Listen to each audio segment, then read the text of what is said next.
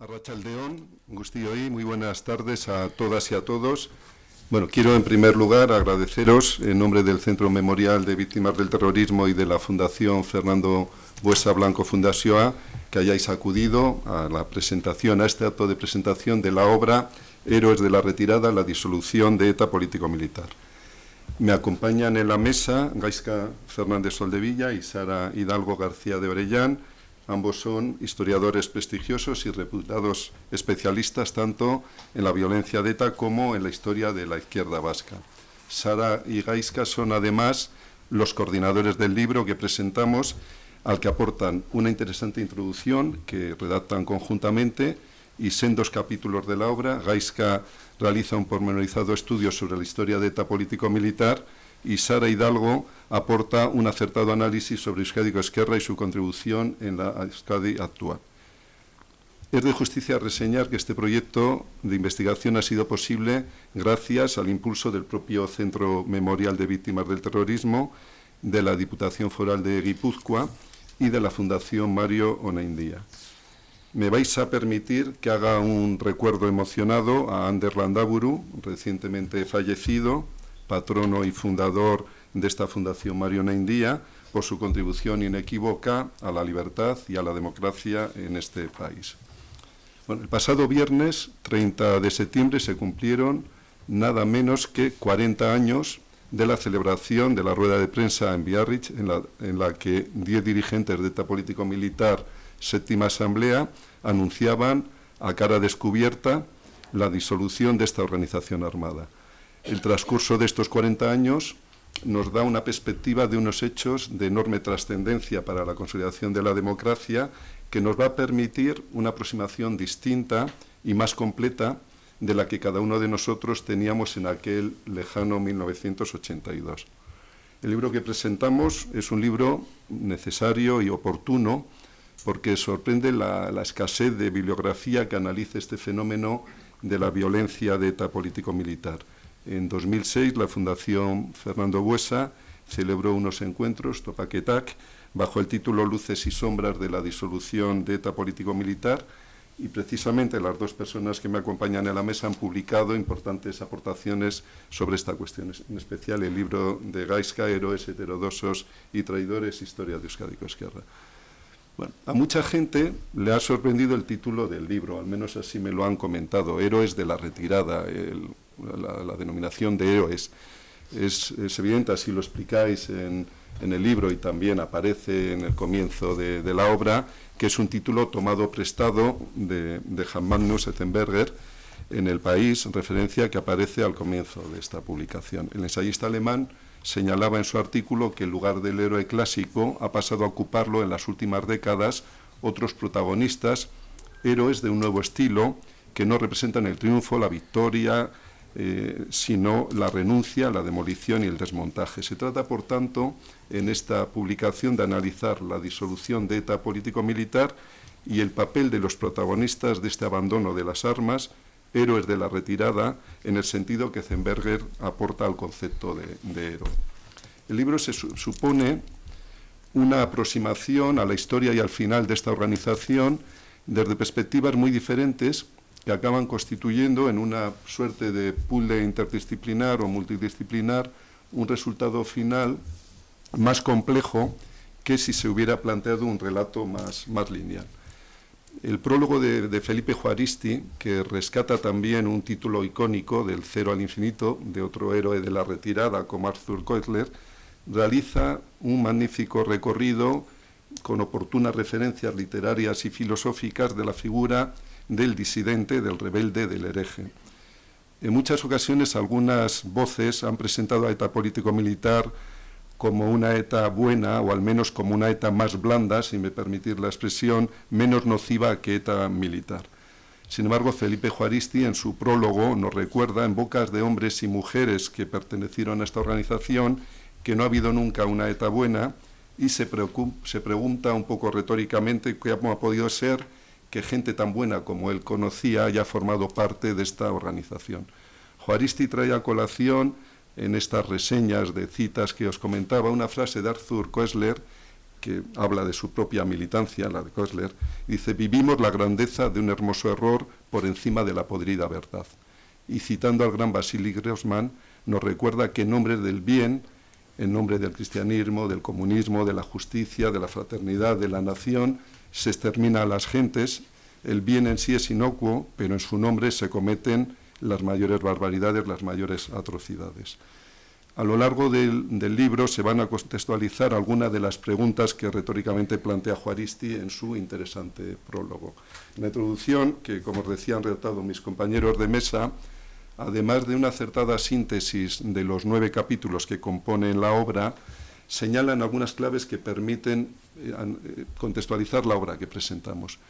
Me gustaría destacar la importancia del factor humano, de la confianza y sinceridad que acabó creándose en la extraña pareja de la que habláis, que constituían 2 personas tan dispares como Mario Naindía, condenado a muerte en el juicio de Burgos, y un ministro del Interior que provenía del régimen anterior, Juan José Rosón.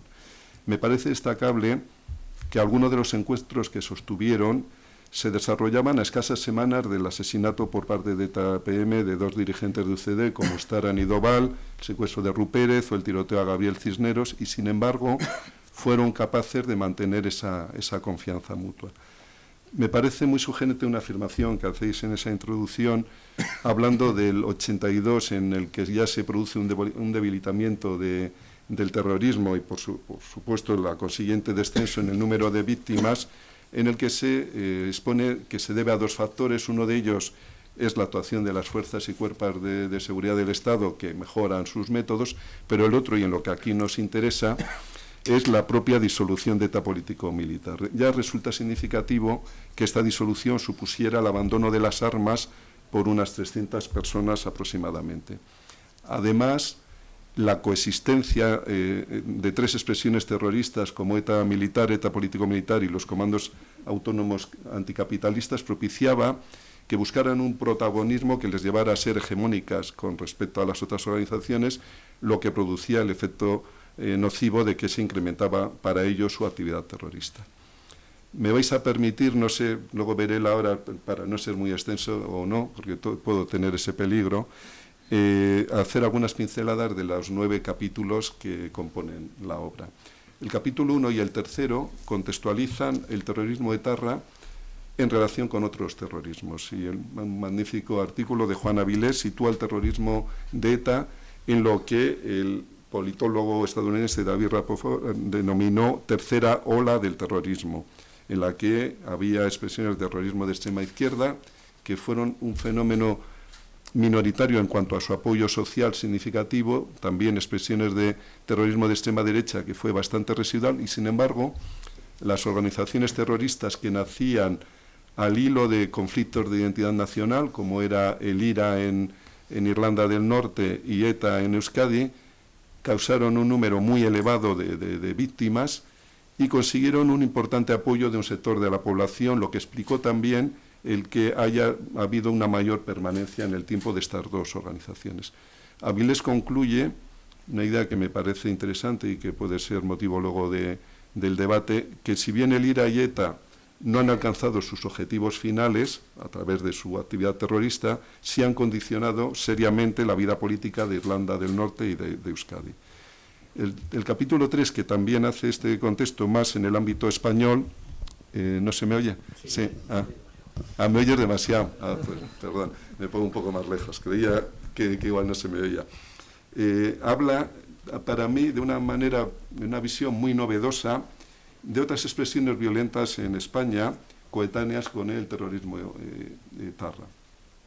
Casar establece un nexo de continuidad entre los últimos rescoldos de los maquis como lucha antifranquista y el comienzo de algunas organizaciones armadas, entre ellas ETA, y luego aborda la violencia de algunas organizaciones que yo ignoraba totalmente su existencia. Habla de la violencia de baja intensidad del blaverismo en la Comunidad Valenciana y aporta también una visión bastante original de expresiones armadas en el Sáhara Occidental, cuando era colonia española, en lo que denomina la frontera sur. Estamos hablando del tardofranquismo. En otro capítulo, Santiago de Pablo agrega una lectura que resulta imprescindible, como es contextualizar el objeto del estudio del que estamos hablando en el momento social y político de la transición en Euskadi. Resulta muy interesante conocer un mapa político complejo y cómo se plasmaron las distintas sensibilidades políticas y las diferentes posiciones en momentos trascendentales, como la participación o no en las primeras elecciones democráticas, o la postura ante el proceso institucionalizador del autogobierno y en especial la postura ante la aprobación del Estatuto de Autonomía. Bueno, dos contribuciones nucleares del libro son precisamente las que realizan Gaizka y Sara, cuyo contenido, lógicamente, espero que os lo transmitirán ellos y de una manera mucho mejor que yo, pero sí, alguna pequeña cuestión sí me gustaría aportar. Decía antes, en boca de Felipe Juaristi, esa consideración de ETA como una ETA buena o una ETA blanda. También hace unas consideraciones Gaizka sobre esa cuestión, y si hacemos un análisis cuantitativo, realmente sí que contraponemos 28 víctimas mortales frente a centenares de víctimas de ETA militar.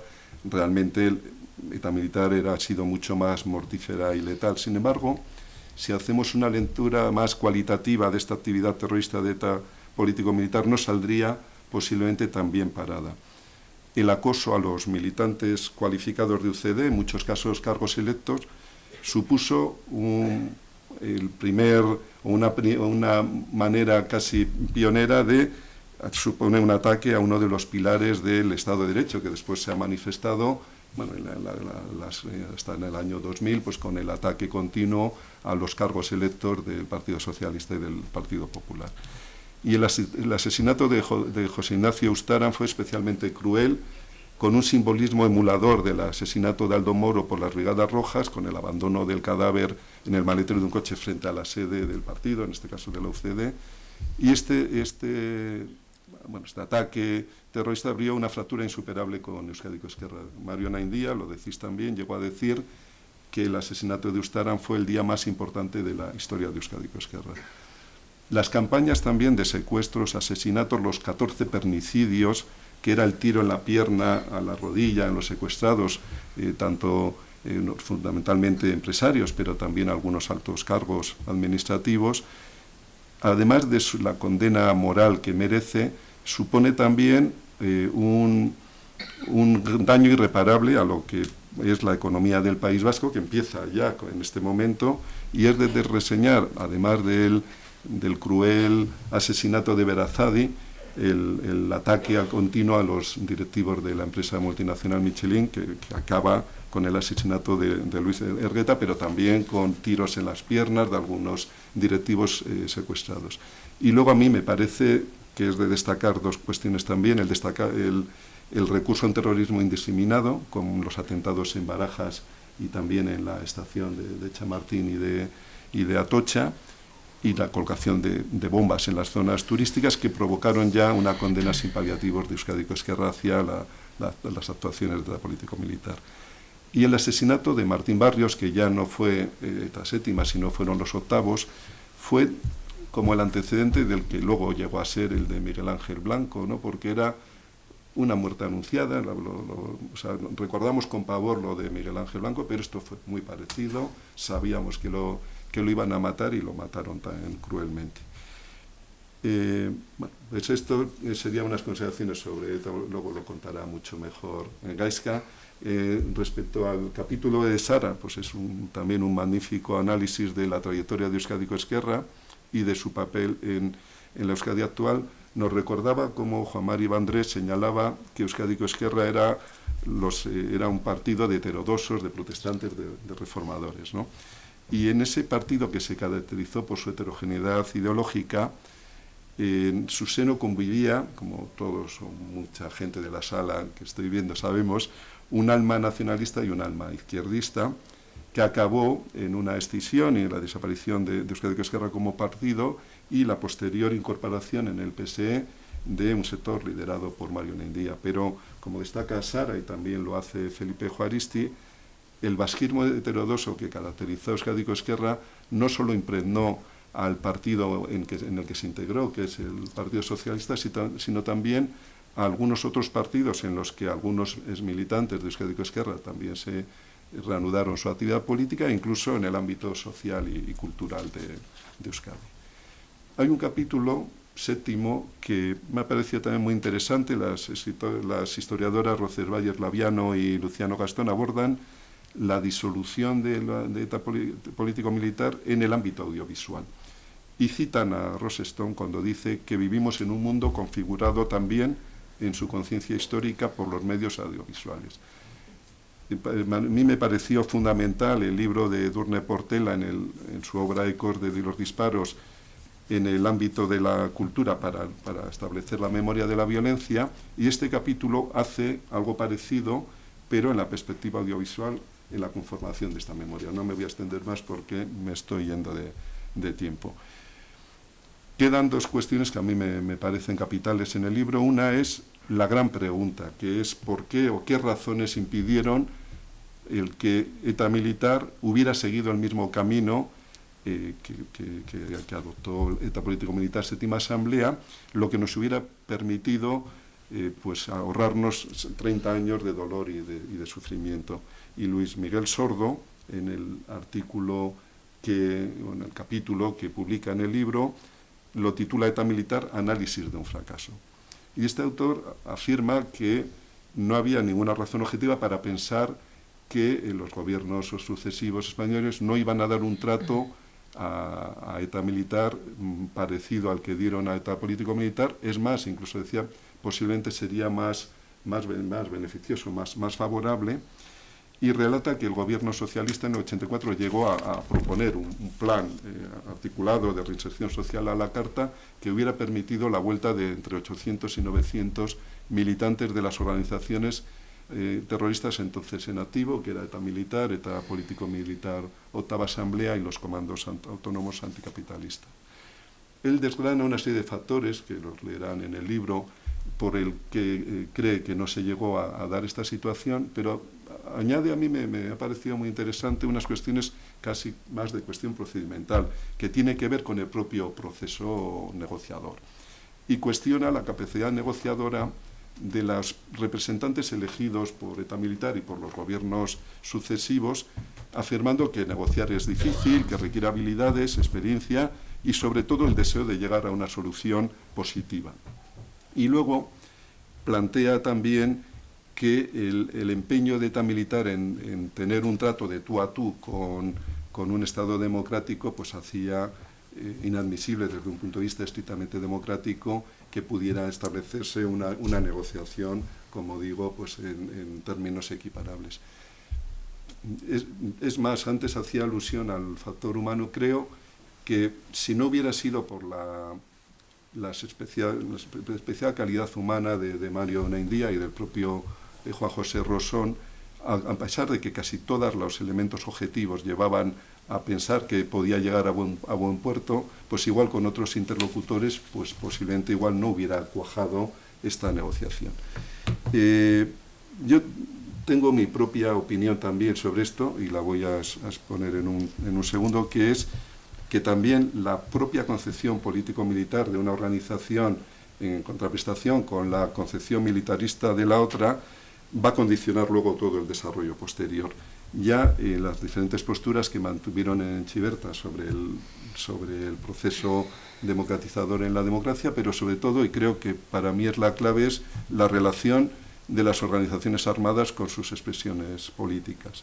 Entonces, ETA político-militar aceptó un papel subordinado, subsidiario frente a Euskadiko Ezkerra, y en el caso de ETA militar fue al revés, y las distintas expresiones políticas siempre habían estado subordinadas a la organización armada. Y esto creo que ha sido determinante para esa prolongación de la lucha terrorista durante esos 30 años más.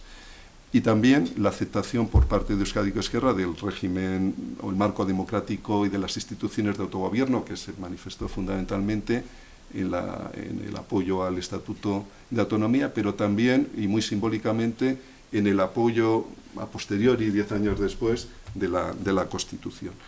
Bueno, dejo para el final dos capítulos, y no los dejo para el final porque sean poco importantes, sino para mí son los más importantes, que es lo que ha sido la gran sombra de todo este proceso, en palabras muy acertadas de mis compañeros, el reverso oscuro, ¿no?, del proceso de la disolución de ETA político-militar, que fue el no reconocimiento de las víctimas de la actividad terrorista de ETA político-militar, séptima asamblea.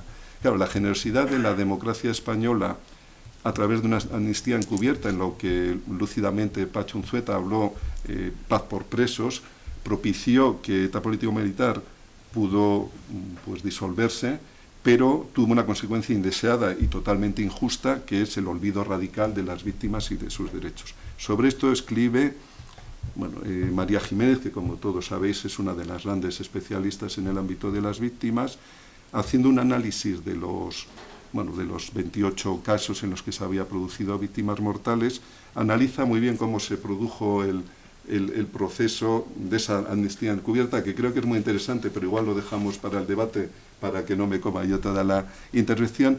Y luego hay un segundo capítulo de una buena amiga mía, Gemma Barona, que es experta en justicia restaurativa y que entiende que la justicia restaurativa y el derecho a la verdad puede, de algún modo, aunque sea mínimamente, confortar o paliar esa injusta olvido que han sufrido las víctimas. No me voy a extender más porque ya me voy pasando de tiempo. Termino con la esperanza de haberles transmitido la importancia de este libro y, sobre todo, pues que tengan ganas de leerlo. Y sin más dilación voy a pasar la palabra a mis compañeros de mesa. Primero, pues porque estaba así establecido y casi por orden en la mesa, le voy a pasar la palabra a Gaizka y luego a Sara. No sé ni si hace falta el presentaros, pero en todo caso sabéis que ambos son doctores en historia contemporánea, Gaizka y Sara en ciencias políticas, historiadores ambos, y pues reputados investigadores que en el propio libro encontraréis toda su obra y también algunas de las monografías más importantes en las cuestiones que ahora estamos planteando. No voy a dejar ya mi intervención y le paso ya a Gaizka, a Fernández Soldevilla, para que haga su intervención. Buenas tardes a todos, arratsalde-on guztioi. Muchas gracias, Agustino, por esta presentación, este resumen del libro, que además me ahorra decir muchas cosas y me da la tranquilidad de que si me dejo algo, ya lo has mencionado tú, así que no voy a sufrir por pasarme alguna idea por delante. Pero la verdad que te agradezco este buena síntesis que has hecho, porque yo creo que has tocado los puntos más importantes, además de todo el trabajo en general, ¿no?, de todos los capítulos, que como has dicho hay algunos muy originales. Sí. Como el Saber Casals, por ejemplo, hablando de la violencia en Valencia, que alguno se puede preguntar si pega con el libro, pero si lo lee se da cuenta de que sí, ¿no?, de que estamos hablando de la violencia durante la transición y que no solo hubo violencia en el País Vasco, aunque desde luego la hubo en el País Vasco. Quería agradecer a las organizaciones que han impulsado este proyecto, que ha sido el Centro Memorial, la Marina Andía Fundazioa y la Diputación Foral de Guipúzcoa, el Departamento de Cultura, y sobre todo aquí la Fundación Fernando Buesa, porque es el músculo que nos permite hacer cosas en Vitoria con un público amplio y con proyectos como los que solemos hacer, ¿no? Hemos hecho con la Buesa pues como un videojuego, hemos hecho varios vídeos de bioscreaming, el Glosario VT, ahora también estamos haciendo, ahí está Edu por detrás, un proyecto educativo muy interesante y este acto de presentación es uno de los muchísimos actos que hacemos con la Fundación Fernando Buesa y los que seguiremos haciendo. Y gracias a todos ustedes por acompañarnos, a Sara por haber aceptado ser la coordinadora del libro, porque yo soy historiador muy positivista, muy tradicional, muy de hecho político. Sara tiene una visión diferente, bastante más moderna que la mía, y por eso ha enriquecido el libro, yo creo, de una manera importante, y en vez de ser un tostón tradicional, pues tiene capítulos bastante más innovadores de los que hubieran salido si lo hubiera hecho solo yo.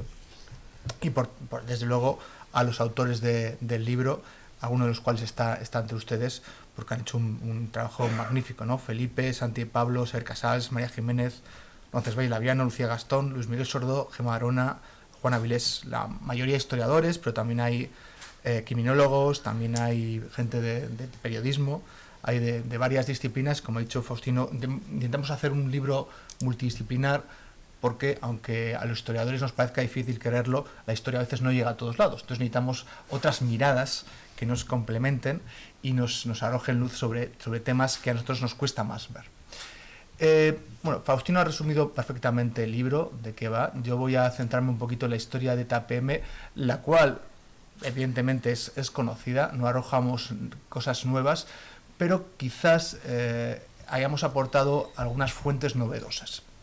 Una fuente importante ha sido la familia de Rosón, la familia del ministro de Interior, que es coprotagonista, es uno de los héroes de la retirada en esta historia, ¿no?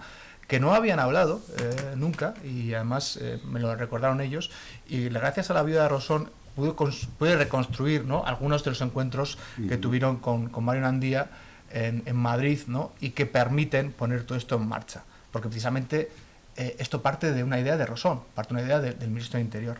Otra fuente muy importante ha sido el archivo de Juan Mari Vandrés, que no pude ver cuando hice la tesis doctoral, pero que ahora sí he tenido permiso para ver, que está en Lazkao, en Guipúzcoa, y me ha permitido consultar toda la documentación que generó Vandrés y su equipo.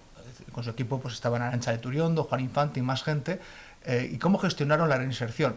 Cartas de presos de ETA, cartas con autoridades de las cárceles, de los ministerios de justicia, y también me ha permitido descubrir la inteligencia y astucia de Vandrés, que muchos de ustedes lo conocieron, yo no lo conocí en persona, pero cómo era capaz de utilizar las herramientas que tenía para forzar un poco la legalidad. Y les voy a poner un ejemplo que me llamó mucho la atención. Vandrés era diputado, entonces está en el Congreso de Diputados, y en el Congreso pues les dan folios con el membrete del Congreso de los Diputados. Entonces Vandrés, a máquina, en esos folios con membrete, hacía permisos de estancia en España de los polimilis vueltos a casa. Pero claro, lo hacía con el permiso, con el membrete del Congreso de Diputados, y haciéndolo como si fuese un documento oficial. No lo era, pero Vandrés los utilizaba, y tenemos ejemplos de ese estilo.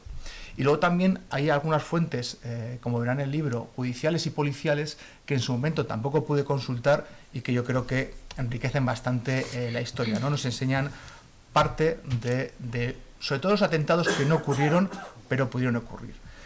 Todos sabemos que ETA político-militar nace en el 74, después del atentado Cafetería Rolando, ese atentado que lleva por la vida de 13 personas, 70 heridos en Madrid, que la discusión de si asumir o no la autoría del crimen, que por cierto no se asumió hasta hace relativamente poco, eso lleva a la división de ETA. Es más, ETA echa la culpa a la ultraderecha de haber cometido ese atentado, que es curioso, en el 74, que en España gobernaba precisamente un señor que no era precisamente de centro, sino que era de ultraderecha, y por tanto hubiera sido absurdo.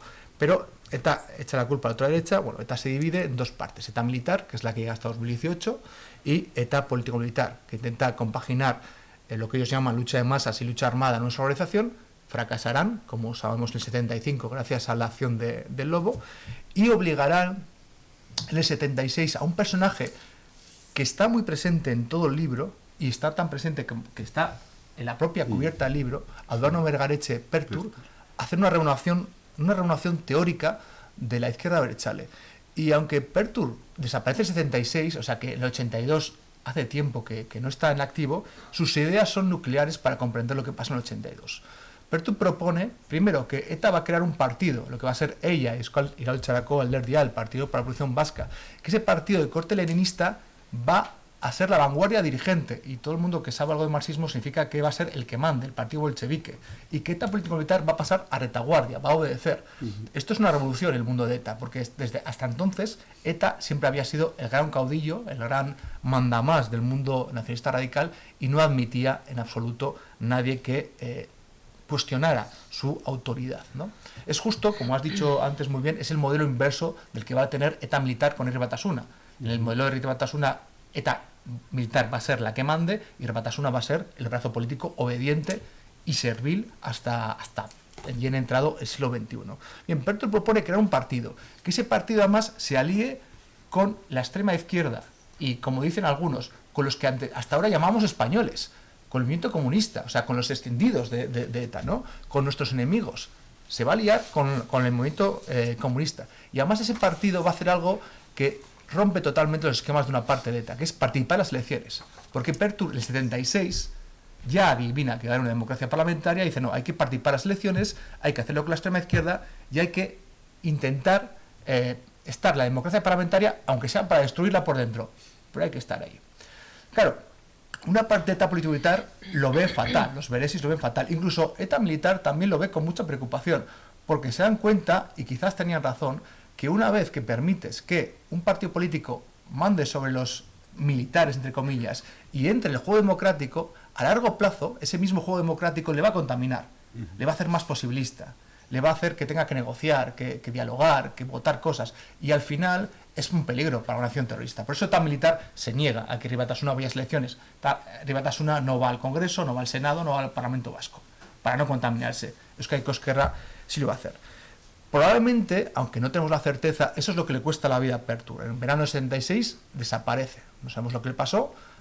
Es posible que fueran los beresis, es posible que fuera un atentado por la policial, por ahora no lo sabemos, pero pone en marcha, las ideas de Pertur ponen en marcha un movimiento, la séptima asamblea de los polimilis aprueban sus ideas, se crea el partido se alía con el MK, con el movimiento comunista, crea la coalición Euskadi Ezkerra y se presenta a las elecciones. Y efectivamente, Euskadi Ezkerra, y dentro de Euskadi Ezkerra, ella, que es un partido nacionalista, que es un partido a priori independentista, que apoya la violencia terrorista, que es leninista, entra en el Congreso de los Diputados, entra en el Senado con Vandrés, entra en el Parlamento, bueno, en el órgano preautonómico, acaba redactando el Estatuto de Gernika, acaba incluso haciendo alguna aportación para la Constitución, acaba negociando no solo con el PNV y el PSOE y el Partido Comunista, sino también con la UCD. Y ese juego político va a hacer que Euskadi Ezkerra sea cada vez más posibilista, más moderada, ¿no? Va haciéndose, ellos, algunos euskádicos, cuando os entrevisté para la tesis, me contaban que acaban haciéndose demócratas a fuerza de ejercer la democracia, porque evidentemente en el 77 había muy pocos demócratas en España porque nadie sabía lo que era la democracia, ¿no? Nadie la había ejercido. Euskadi Ezkerra en ese camino se va haciendo demócrata de hecho, ¿no? Pero claro, tiene un vínculo muy fuerte con ETA político-militar que evidentemente sigue en activo.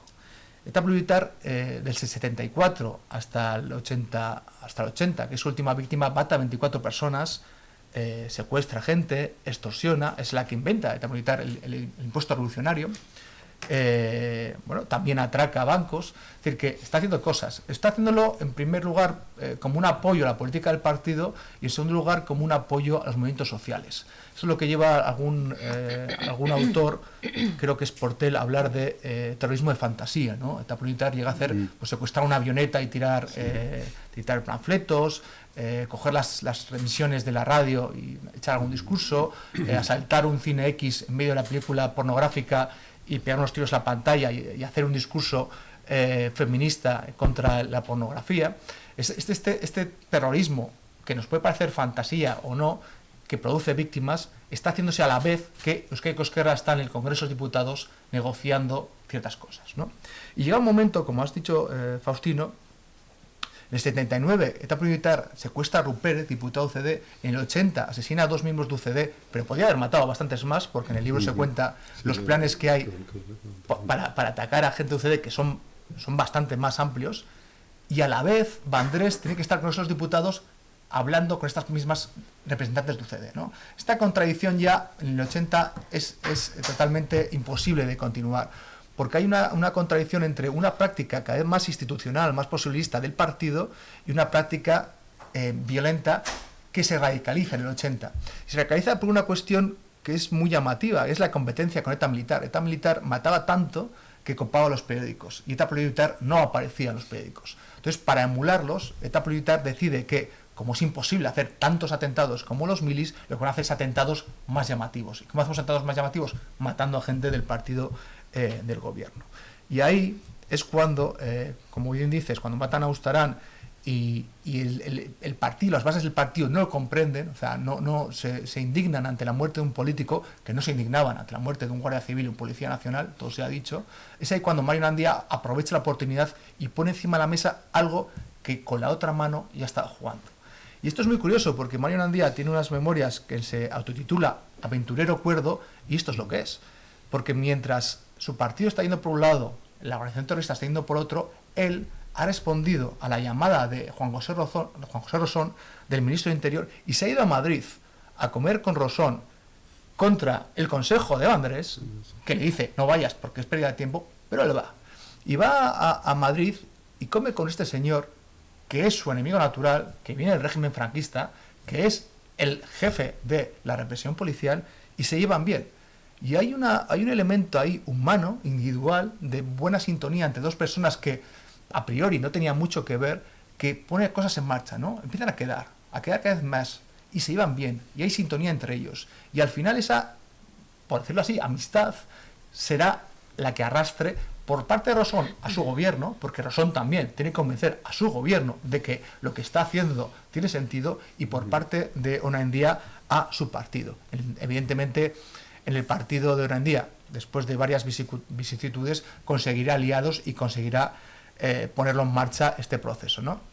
Sobre todo el punto clave es Vandrés, ¿no? Como entre el Ministerio de Interior y parte de Euskadi Ezkerra se va llegando a un acuerdo que un Zueta resume con paz por presos, aunque es quizás más amplio, que básicamente supone una amnistía encubierta bis. Pero claro, tampoco pueden vender eso en el seno de los polimilis. Los polimilis saben que decir eso directamente en el 80 hubiera sido llamado liquidacionismo y hubiera tenido un gran problema, ¿no? Entonces se decide que vamos a resolver las cuestiones pendientes con el gobierno mediante una tregua, pero antes de declarar la tregua vamos a demostrar que estamos fuertes, y por tanto vamos a hacer lo que se llamó el periodo de disuasión, que es lo que hacen todas las organizaciones terroristas a la hora de negociar, demostrar que no lo dejan porque no pueden, sino lo dejan porque quieren, y entonces están fuertes. Y los dos actos de disuasión son un fracaso. Uno es el asalto del cuartel de Berga, que acaba con la detención de los militantes que participan en él, y el otro es el secuestro de los cónsules, de 3 cónsules. Curiosamente se hace el secuestro de los cónsules en febrero del 81, o sea, peor timing imposible, ¿no? A los pocos días Tejero entra en el Congreso con los guardias civiles, y en palabra de un líder de etapa militar al que entrevisté, eso sí que era disuasión de verdad y no lo que hacíamos nosotros. Es decir, que después de Tejero es tontería, ¿no? Al 24 de febrero la disuasión se termina y evidentemente se declara la tregua. Esa tregua es importante, es la primera tregua oficialmente declarada por una organización terrorista en España. Es una tregua a la que se invita a participar a ETA militar, a los comandos autónomos. Dicen que no nos interesa la tregua, nos interesa negociar. Y hay un año, del 81, febrero del 81 hasta el 82, en el que ETA militar tiene un debate interno intenso sobre qué hacer con su futuro, en el que también hay algún elemento de otro partido que participa en ese debate y distorsiona un poco el debate. En el libro lo contamos, aunque algún miembro del público podría contarlo también si quiere, porque tuvo experiencia al respecto. Y ETA militar llega rota al 82. Ese es un gran problema, ¿no? El 82 se rompe en dos, después de la octava asamblea. Un sector, los octavos, deciden volver a la lucha armada, romper la tregua y además intentar tomar el control de Euskadi Ezkerra, lo que por suerte no van a conseguir. Y el otro sector, los séptimos, van a decidir dejar las armas. Dejan las armas, y lo hacen en septiembre del 82, en una rueda de prensa, a cara descubierta, para demostrar que no hay vuelta atrás, que se acabó. O sea, ya la policía ve nuestras caras, no vamos a poder volver a realizar ningún atentado. Y a partir de ese momento, a partir de septiembre del 82, se pone en marcha la reinserción. ¿Qué es reinserción? Pues en realidad es una amnistía, porque hay 3 tipos de polimilis, de séptimos, que tienen suertes diferentes. A los que están condenados se les va a indultar, a los que están detenidos pero todavía no han sido juzgados les da libertad provisional y luego sus juicios hay un sobreseimiento, y los que están en Francia huidos van a ir desde Francia a la Audiencia Nacional en el coche además de Arantxa de Turiondo y de Juan Infante, es decir, coches particulares, y ahí se declaran inocentes y pues son absueltos, ¿no? Entonces tenemos estos 3 tipos, no solo hay presos, también hay huidos, y entre 250 y 300 etarras van a volver a casa gracias a este proceso. 250 o 300 etarras que no solo son polimilis, porque una cosa que demuestran los papeles de Vandrés es que en cuanto empieza el proceso empiezan a llegarle cartas de autónomos, de milis y de octavos. Y es muy curioso, miembros de la parte de la policía de ETA que no quieren dejar las armas, en cuanto empieza la amnistía encubierta, se unen a ella, ¿no? Dicen, no, Vandrés, quiero aprovecharme de esta situación. Otros lo harán con la vía de carga posteriormente. El problema de los séptimos cuando vienen a casa es que ETA militar tiene muchísimo miedo, porque si la reinserción funciona, si lo que ellos ven como una deserción funciona, muchos de sus miembros, efectivamente pasa, van a aceptarla. Y ETA militar tiene miedo de disolverse ella misma, pero por deserción, ¿no? Entonces, a los séptimos se les somete a una auténtica campaña de acoso. Sus nombres aparecen en Egin varias veces, listas de Egin, para que sepa la gente a quienes machacar.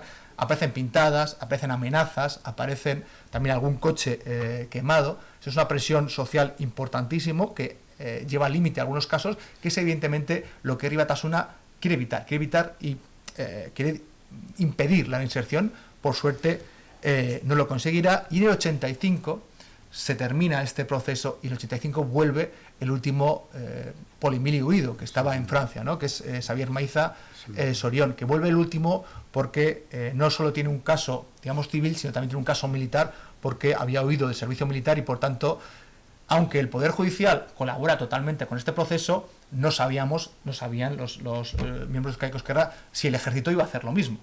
Finalmente hará lo mismo y volverán a casa. ¿Qué pasa con los octavos? Los octavos rompen la tregua en el 82 y empiezan a cometer atentados. Pero que no tienen ya brazo político, no tienen ya un resguardo, no tienen un entorno, ¿no? Porque los que ellos pensaban que iba a ser su brazo político, Nueva Izquierda, una escisión de Euskadi Cosquerra, enseguida les dice que no quieren saber nada de ellos, se quedan solos y la policía les va deteniendo, la Guardia Civil. Otra parte de sus miembros se escapa, se reinsertan, así que se van disolviendo con un acecurillo.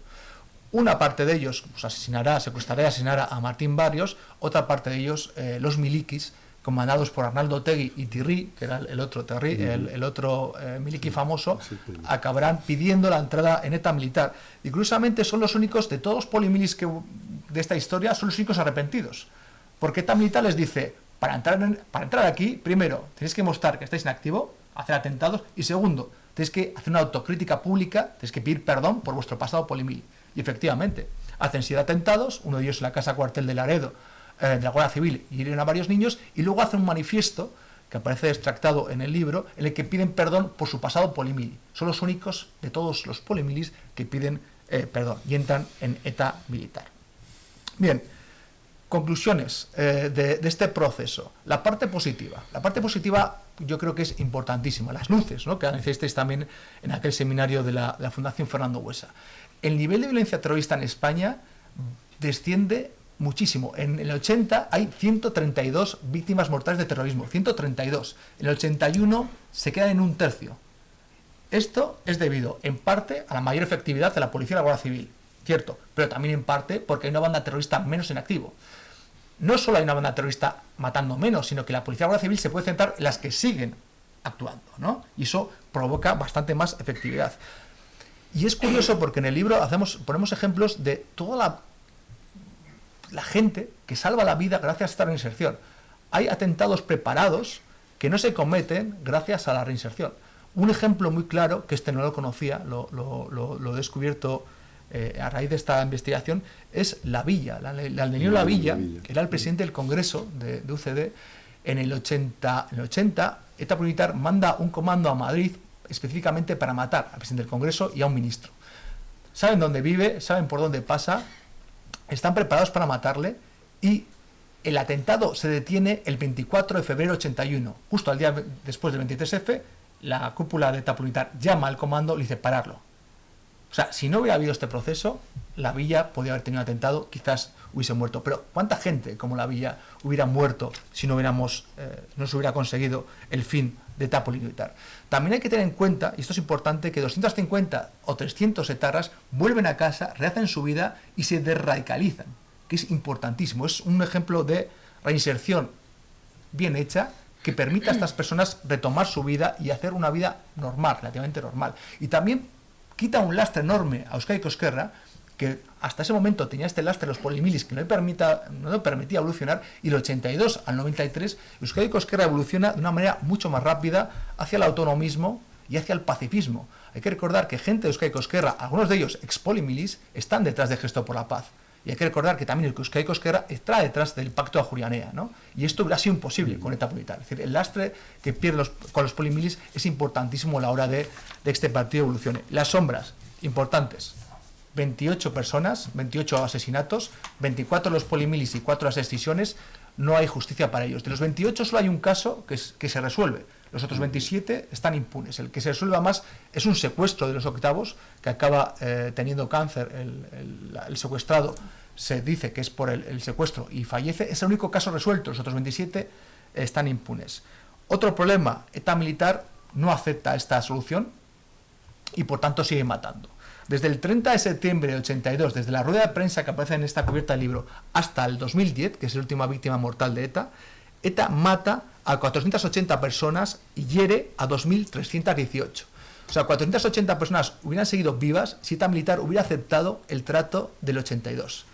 Que probablemente hoy en día muchos milis que estén en la cárcel darían lo que fuese por haberlo aceptado, ¿no? Es decir, mataron a 480 personas para absolutamente nada, para no conseguir nada. Porque esto es importante, ni en el 82 ni ahora ha habido contrapartidas políticas. Nunca se negociaron contrapartidas políticas con los polimilis. Y esto quizás sea lo más doloroso, el hecho de que la reinserción fue un proceso exitoso, pero fue un proceso parcial, porque ETA militar no lo aceptó, ¿no? Pero evidentemente, si alguien es responsable de no haber aceptado esta salida 82, es la gente que estuvo en ETA militar y su brazo político que no lo aceptó. Bueno, termino aquí, les agradezco mucho su presencia, espero también que lean el libro con interés y son ustedes los que tienen que juzgar el trabajo que hemos hecho. Les dejo con mi compañera, con Sara, que les va a completar esta conferencia. Bueno, pues gracias Faustino por la presentación y por la magnífica disección del libro. Y gracias, Gaizka, por pasarme la palabra. Como no podía ser de otra manera, pues hay que empezar, tengo que empezar esta presentación con los agradecimientos, ¿no? A la Diputación Foral de Guipúzcoa, al Centro Memorial de Víctimas del Terrorismo y a la Mariona India Fundació por haber sostenido económicamente también el libro, cosa que no es cosa menor, ¿no?, para los investigadores. Y, por supuesto, a la Fundación Buesa por haber organizado este acto. Y, como no, a Gaizka, porque este proyecto pues fue una idea de él, surgió en su cabeza, y a partir de ahí pues yo contribuí en algo, pero bueno, él ha sido sobre todo el que le ha ido dando forma, porque es, creo que, el mejor experto sobre este asunto. Bueno, poco me habéis dejado para poder añadir. Habéis explicado muy bien el proceso de autodisolución, y se ha hablado mucho de ese oscuro revés, ¿no?, que tuvo este pacto Naindia-Rosón, que fue el del no reconocimiento de las víctimas, y bueno, pues diré unas palabras en torno a eso, ¿no? ¿Por qué? Pues porque este pacto conllevaba, pues eso, una suerte de amnistía encubierta, ¿no?, que dejó pues un sentimiento de injusticia, o de abandono, de desamparo institucional, ¿no?, a todas esas familias de las personas que habían sido asesinadas, secuestradas, extorsionadas, heridas de alguna otra manera por esta organización, ¿no? Y esta historia es, como se dice en uno de los capítulos del libro, pues una historia de ausencias, ¿no?, de ausencias de una lista definitiva, de quiénes eran, qué vida tenían, qué gustos, qué afición, es decir, un poco personificar, ¿no?, a esas víctimas, ¿no? También, ¿qué pasó con sus familias, ¿no?, una vez que estas personas fueron asesinadas, ¿no? Viudas que muchas veces se quedaron sin recursos, hijos traumados de por vida o padres traumados de por vida, migraciones forzadas o autoforzadas, de gente que no quiso seguir aquí. En definitiva, estamos hablando de vidas truncadas, ¿no? Yo creo que está bien recordar y, bueno, lo hace muy bien María en su libro, ¿no?, va poniendo, ¿no?, la historia de cada una de estas personas para que sepamos quiénes son, ¿no? También otro apunte, ¿no?, que quería hacer es sobre el capítulo de Gemma Barona, que creo que es un capítulo muy interesante, que viene desde el campo del derecho, ¿no? Como bien habéis dicho, este libro no solamente trabajan historiadores, sino que trabajan otros muchos expertos. Y a mí ese capítulo me ha ayudado mucho, ¿no?, para entender todo esto de la justicia restaurativa, ¿no? Porque, bueno, como habéis bien señalado, pues estas causas judiciales, las de los asesinatos, pues no fueron juzgadas, ¿no? O sea, fueron amnistiadas, archivadas, sobreseídas, es decir, los perpetradores no pagaron, ¿no?, por esos delitos, ¿no?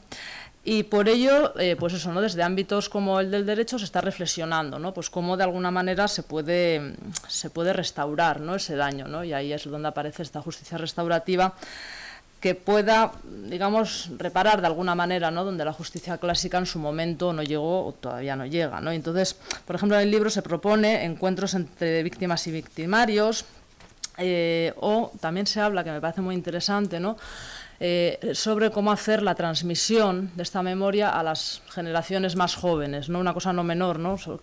Ahora cada vez se está hablando más, bueno, vosotros en el memorial, ¿no? Estáis mucho con esto, ¿no?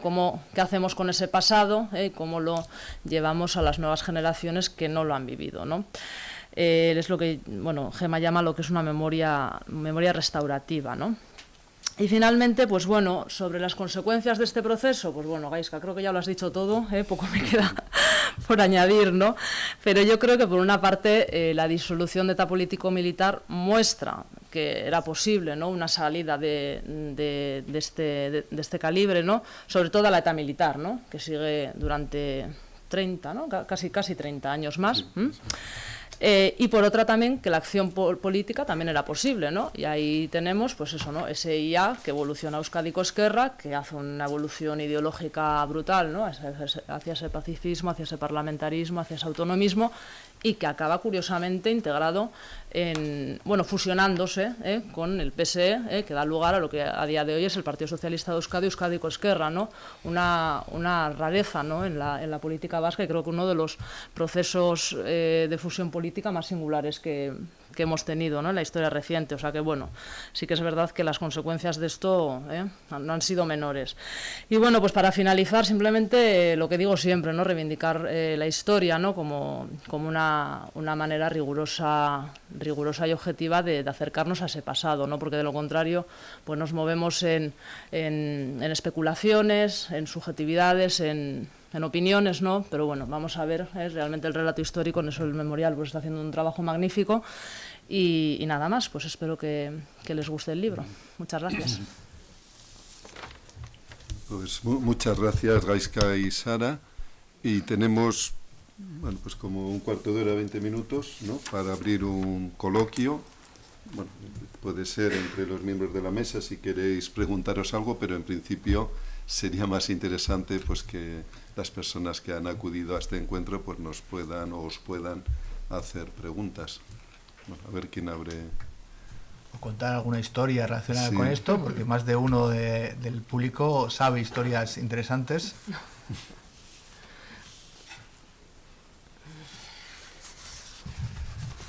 Mucho cobarde veo aquí. Que es que no digo nada, o sea que se me pregunta.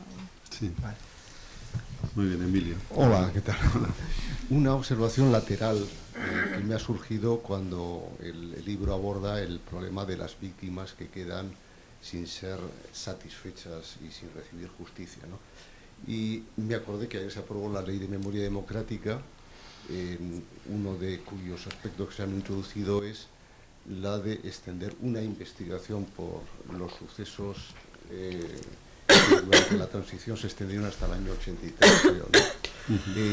Y me pregunto si esa vía, aunque sea para casos de excesos policiales, podría ser una gatera en la que las víctimas de hecho político-militar intentaran revertir de alguna forma ese pacto, de esa especie de amnistía, que no es amnistía propiamente dicha, por las cuales esos asesinatos quedaron impunes. No sé qué os parece. Pues no conozco el detalle de la ley. Podría ser una opción. Yo creo que va por el camino del derecho a la verdad, quizá. Es decir, que aunque evidentemente estos crímenes ya no tengan ningún tipo de responsabilidad judicial, porque han prescrito hace muchísimo tiempo y por tanto no pueden ser juzgados, sí se puede hacer una investigación para el derecho a la verdad de las víctimas, ¿no? Y conocemos casos, por ejemplo, del 80, que en Zaragoza, el asesinato por el Fraba de Jesús Argudo, se ha hecho una investigación apelando al derecho a la verdad y se ha hecho una investigación policial y se le ha dado un informe a la víctima. Es decir, que por ahí sí, yo creo que sí podría haber un hueco importante. En el caso, claro, evidentemente, que las víctimas lo quieran, es decir, que lo soliciten y se puede hacer por esa vía. Entonces sí se podría ser interesante.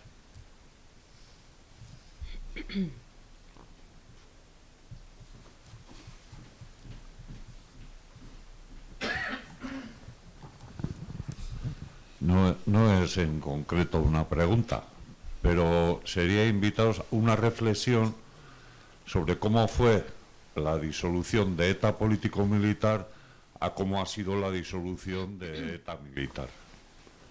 Yo sí tengo, bueno, pues me preguntaba uno qué diferencias a nivel simbólico y todo eso. Bueno, a mí me parece que esa foto es de verdad.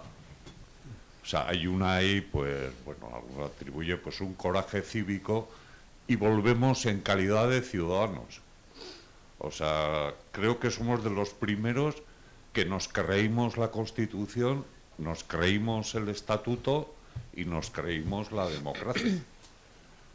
En el otro caso, en la de los milis, yo veo un simulacro, una representación y un final que no está bien cerrado, porque no está cerrado por su parte. O sea, es fruto de una derrota militar. Que decía, bueno, nosotros nos arrepentimos hacia adelante, no tanto hacia atrás. Pues, además, creo que ha habido un reportaje del Correo, ¿verdad? Del Correo, muy interesante, sí. Que comparaba la foto del final Sí, la iconografía, sí. de Óscar y de Jesús Hernández, que yo creo que ha estado muy interesante esa comparación, incluso los simbolismos, las banderas, las capuchas, que yo creo que es el hecho fundamental. Y en internet se puede ver incluso la foto cómo se desliza, Sí. y es buenísimo. Es recomendable, sí. Lo recomiendo. Creo que Teo quería decir algo. A ver. Sí, porque ya estoy abonado. Y como ha hablado el representante del brazo armado, le toca ahora hablar al representante del brazo político. No es cierto lo que has dicho al final, que no os arrepentisteis hacia atrás. Os arrepentisteis hacia atrás. Es la diferencia con lo que he podido ver en todo el proceso de legalización de la izquierda abertzale actual. Es decir, no van a mantener ninguna condena de los actos realizados hasta el momento en que son legalizados. Tú lo has dicho, Gaizka, Euskadi antes de que se decidiera ETA político-militar disolverse, condena los atentados de ETA político-militar. Empieza a haber una presión decidida por parte del brazo político, que más o menos era lo que estaba escrito desde Pertur. Era verdad el miedo que tenían los curas del grupo Gogor y los bilis, que el brazo político iba a liquidar a la organización armada. Pero hay una cosa que a mí me preocupa cuando analizamos los acontecimientos de entonces, que es algo que está en el ambiente ahora de una manera especial, que es el presentismo. Bueno, vamos a ver, la dictadura era una dictadura. La dictadura acaba con fusilamientos.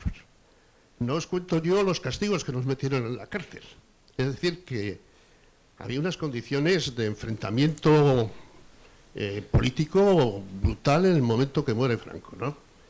Y que había voluntad fundamentalmente por partidos tradicionales de la República de resolver la situación y buscar la reconciliación, especialmente el Partido Comunista, pero que había mucho rencor en la sociedad, y no solamente por la parte de ETA, sino por parte de lo que había sido un ejército que había sostenido un régimen, una dictadura, y de unas fuerzas de seguridad pensadas en el sostenimiento de la dictadura, ¿no? Bueno, todo eso se fue rompiendo sencillamente por el desarrollo de la democracia y de la ley. Es la ley que permitía a personas de mundos muy diferentes conectarse.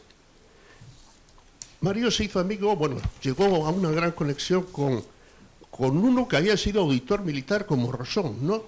Y si alguien odiaba a los auditores militares, éramos nosotros, los del proceso de Burgos.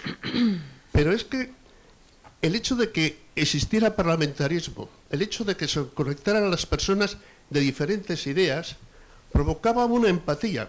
Por ejemplo, yo me hice muy amigo de Santiago Griñón, que procedía del movimiento, y Roberto Lechundi, que formaba parte como miembro del Partido Comunista del grupo mixto con Alianza Popular, también se hizo muy amigo de Santiago Griñón.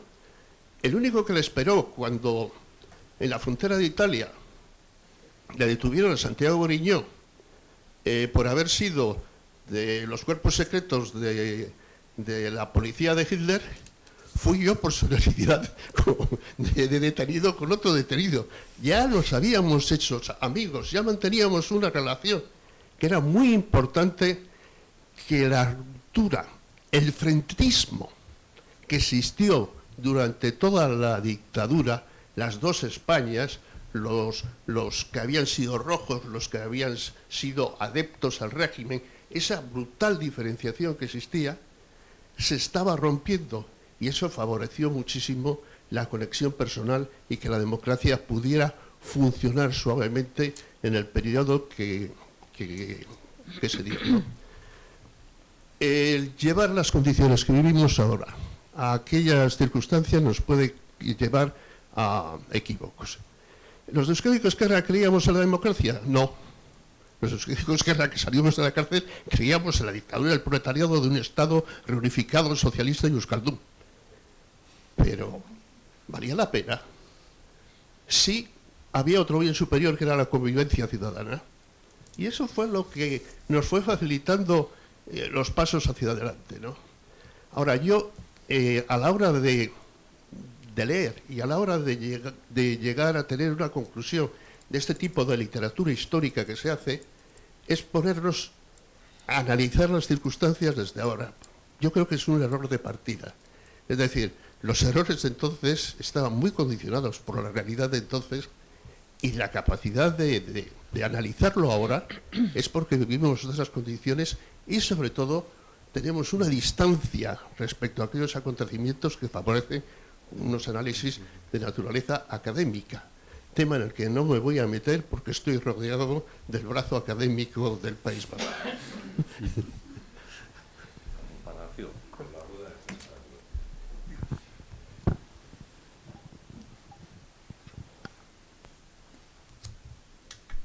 ¿Alguien más?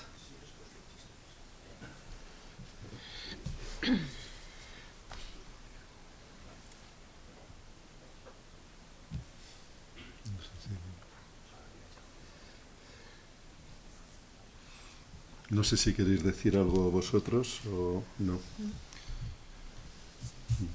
Yo sí quería plantear una cosa que me llama mucho la atención, es cómo se produjo este proceso. Lo contabais, pues el papel de Juan Infante y de Arantxa Leturiondo, pero hubo ahí una colaboración sin fisuras para que el proceso pudiera salir adelante de todo el mundo, del gobierno, de la oposición, de los jueces, de los fiscales, de los medios de comunicación, que realmente si este proceso se hubiera producido, en este momento hubiera sido imposible, ¿no? Y el propio Juan Infante cuentan anécdotas, pues una de las exigencias era pues una declaración de inocencia y que firmaran pues una fianza con un talón, y dice que llegó a pasar consentido por los propios jueces que planteaban talones sin fondos, porque igual no habían llevado dinero suficiente, era un viernes y decían, bueno, pues ponemos este talón que es sin fondo, pero el lunes pasamos y ponemos el resto.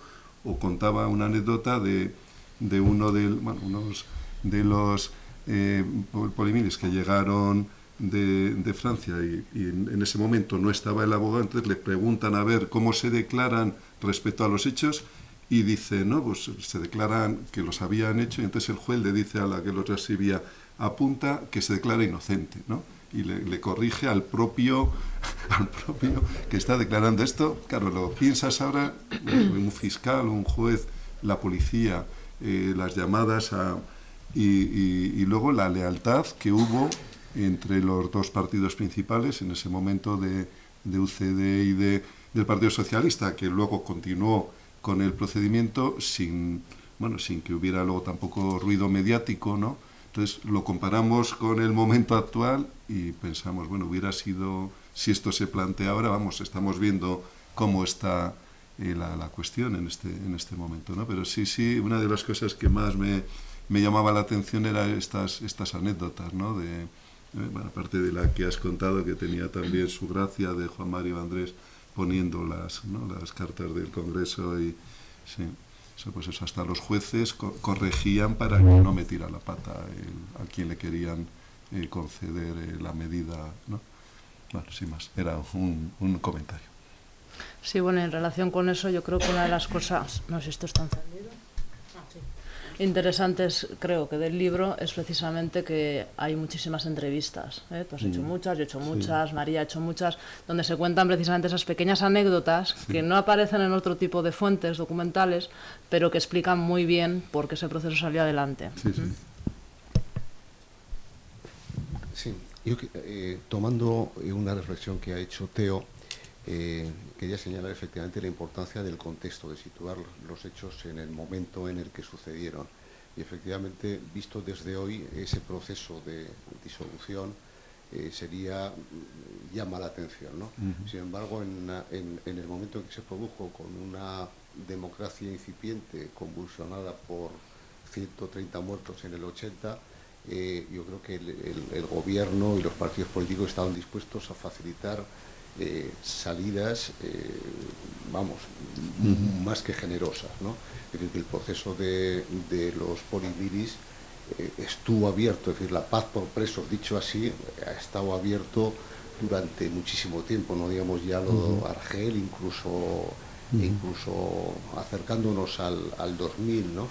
Y que precisamente fue la obcecación de ETA militar, de obtener concesiones políticas y sobre todo de encelarse en la vía de la violencia, lo que impidió esta fórmula y le llevó precisamente a una derrota en la que tuvo que casi autodisolverse, pero sin obtener nada, ni siquiera la paz por presos, ¿no? Eso es.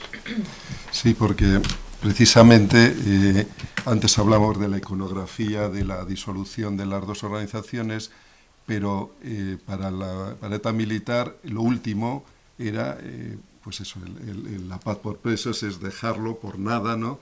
Y finalmente lo más sorprendente es que finalmente ha sido, lo han tenido que dejar, y ni tan siquiera aquello que ellos denostaron durante años lo han conseguido, ¿no? Y eso es muy significativo, sí.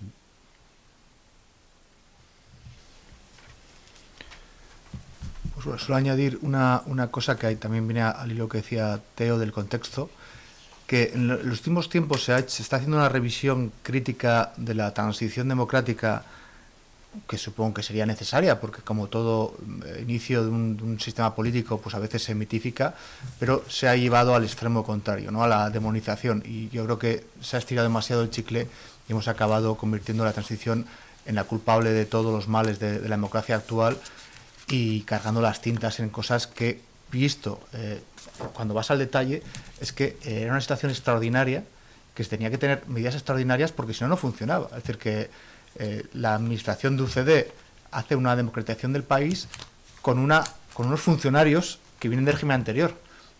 Muchos de ellos estaban en contra del propia democratización, ¿no? Suárez llega a decir en una reunión con unos partidos vascos que estamos en un partido de fútbol y la mitad de mi equipo está jugando contra mí.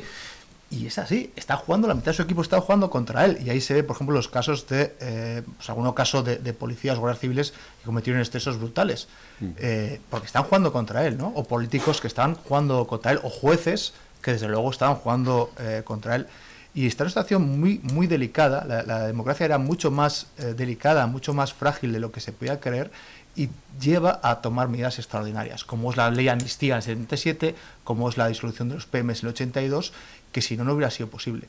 Y hay una reflexión, además de alguien que está en la sala, yo creo que fue de Luis, el que me lo contó en una entrevista, yo creo que fue tuya, que cuando él ve el 23F, cuando percibe lo que está pasando, se da cuenta que la democracia no es lo que ellos creían que eran sus análisis retóricos, sino que es una situación mucho más frágil, mucho más menos consolidada de lo que podría parecer, y que tiene enemigos internos poderosos. Uno era el terrorismo, otro era el golpismo, importantísimo, y que si no se aunaban fuerzas a favor de la democracia, eso podía naufragar, ¿no? Entonces yo creo que hay que revisar la transición, como historiadores es nuestro deber, con nueva documentación, pero tampoco hay que hacerlo con los ojos de vamos a demonizarla porque queremos un futuro diferente. Yo creo que es innecesario. Puedes tener un proyecto político, el que sea, es legítimo, incluso hacer un sistema político muy diferente al que tenemos, pero no es necesario tergiversar la historia de la transición. Puedes tener argumentos de sobra. Yo creo que la transición, en general, el hecho fundamental no es que hubiese sangre, no es que hubiese franquistas que no tuvieron que pagar sus crímenes anteriores, sino que a pesar del atentados, a pesar de los golpistas, a pesar de esos policiales, salió bien. Es decir, que tenía un montón de cosas en contra y a pesar de todo salió. O sea, que casi lo miras en perspectiva y ves otras transiciones que ha habido posteriormente, pienso en Europa del Este, todas las transiciones del bloque soviético, en lo que han dado lugar, y aquí vemos en Ucrania y en Rusia, lo que ha dado lugar, por ejemplo, o la guerra de Yugoslavia, o vemos las transiciones en la primavera árabe, también lo que ha acabado, la transición española podía haber acabado en eso, en una guerra civil, o en una dictadura, o en algo peor, y no, salió bien. Entonces yo creo que es importante revisarla, historiarla, pero también valorarla en su justa medida, sin mitificarla, pero valorarla en su justa medida y alejarnos de las tergiversaciones y inmunizaciones que por desgracia se están haciendo muy habituales en la arena política, pero también en la arena académica, por desgracia. Y esto es lo último que quería decir. Y bueno, podéis iros en paz. Muchísimas gracias por venir.